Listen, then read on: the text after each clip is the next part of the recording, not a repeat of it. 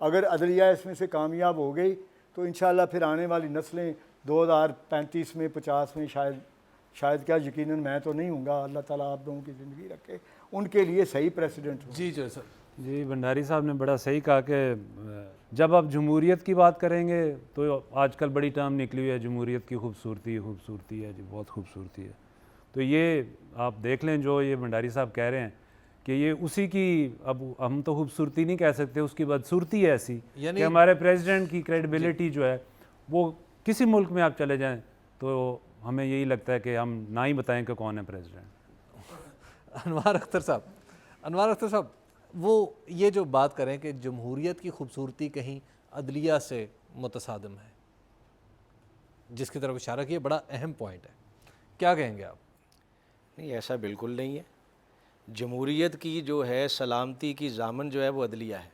जमहूरियत की सलामती का जामन कॉन्स्टिट्यूशन है, और कॉन्स्टिट्यूशन की कस्टोडियन जो है ना वो जो आदमी आया है उसके साथ क्या हो रहा है? नहीं, ऐसे नहीं है ये। अब आपने फिर जो है वो अपनी तरफ अगर ले जानी होगी बात तो हम फिर मैं बिल्कुल अपनी तरफ नहीं, मैं देखिए बात ये है, मेरा काम सिर्फ सवाल उठाना है। जिस वक्त डोगर की कोर्ट थी ना, तो एक दिन के अंदर ग्रेजुएशन की शर्त ख़त्म हो गई।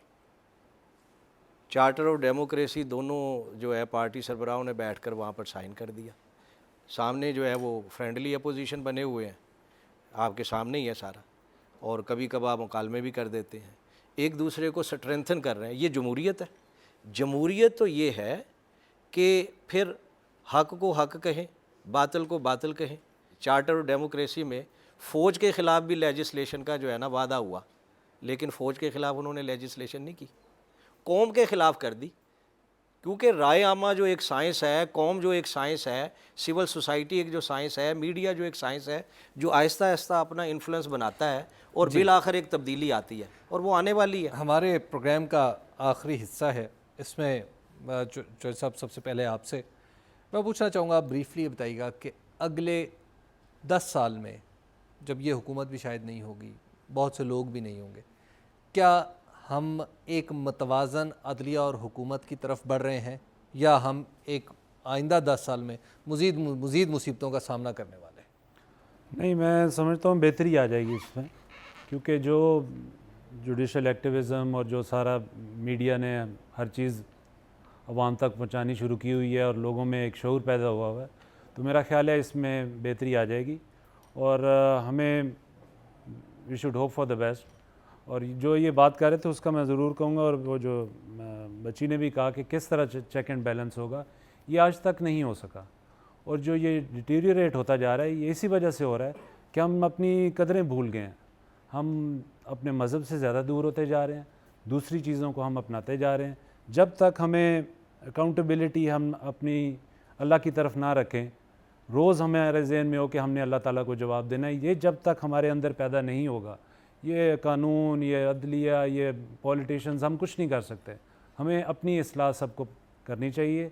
हम खुद ख़राब हो गए हैं, जिसकी वजह से सिस्टम ख़राब है। जी अनवार अख्तर साहब, क्या देख रहे हैं नेक्स्ट 10 ईयर्स?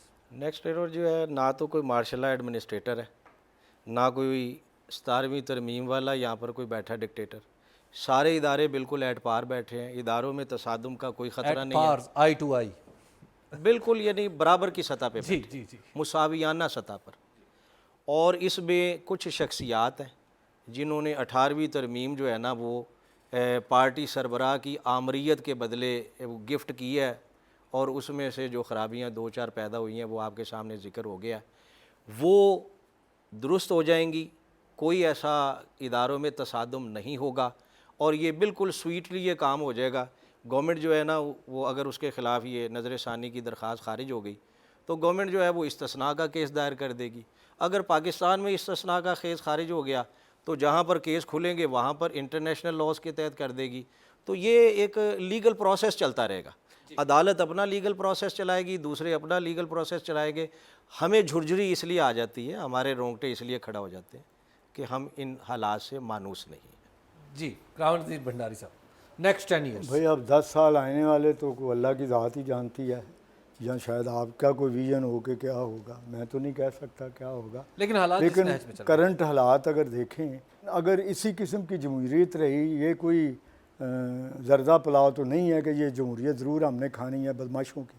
मेरे नज़दीक देखिए, जमहूरियत आप जब कहें तो कहें जी ये बुरी जमहूरियत है, ये डेमोक्रेटिकली इलेक्टेड पर्सनस की डिक्टेटरशिप है, ये जमहूरियत नहीं है। खुदा गरीब के रहमत करे मोहम्मद अली जिन्ना को बीमार फेफड़े 47 में कराची आ गए, बीमारी की हालत में महाजर आ रहे हैं, 24-24 घंटे काम हो रहा है।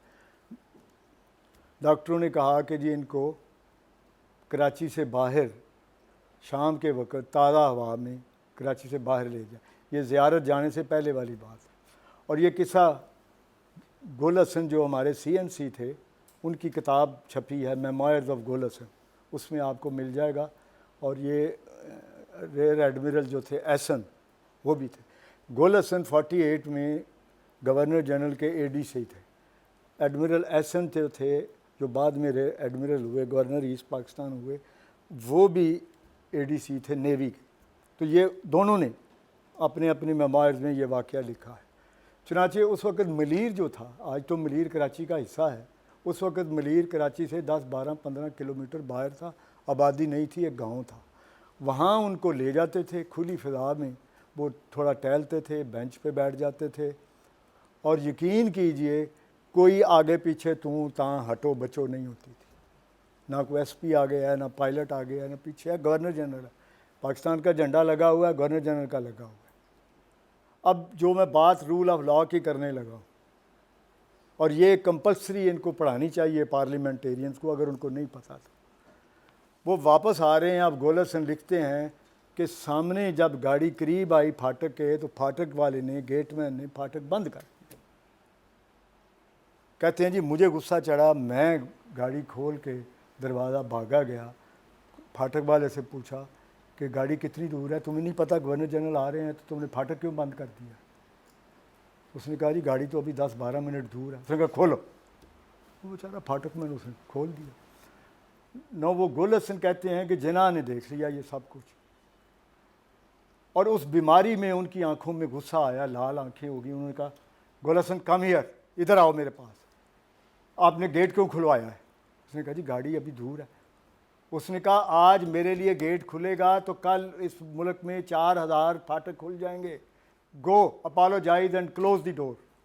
वापस गए, माफ़ी मांगी गेटमैन से, ADC गवर्नर जनरल ने, गेट बंद हुआ, गाड़ी गुजर गई, गेट खुला, जिन्ना वापस चले गए। क्या हुआ? जिन्ना की इज़्ज़त कम हो गई थी। अब ये जो हमारे ऊपर मुसल्लत हैं, 50-50 ट्रक आगे लगाए हुए हैं, 50 पीछे हैं, तो जब इजराइल ने आना है तो वो तो इन ट्रकों से नहीं डरता कि डर जाता है। तो अच्छे आदमी आएंगे, और ये स्ट्रगल अच्छाई और बुराई की है। जब मैं कहता हूँ अदलिया प्रवेल कर गई, रूल ऑफ लॉ प्रवेल कर गया, तो पाकिस्तान मुख्तलिफ हो जाएगा। जी आपका बहुत बहुत शुक्रिया करामा नज़ीर भंडारी साहब, जनाब अनवार अख्तर साहब और चौधरी शफात साहब। चलते चलते एक बात कि स्टॉलन ने एक बार अदलिया के बारे में कहा था कि जज बहुत ताकतवर हुआ करते हैं, लेकिन मुसीबत यह है कि इनके पास अपने फ़ैसले पर अमल दरामद कराने के लिए तोपें नहीं होती। बज़ार पाकिस्तान से हबीब अकरम को इजाज़त दीजिए, अगले हफ्ते फिर मिलेंगे। खुदा हाफ़िज़।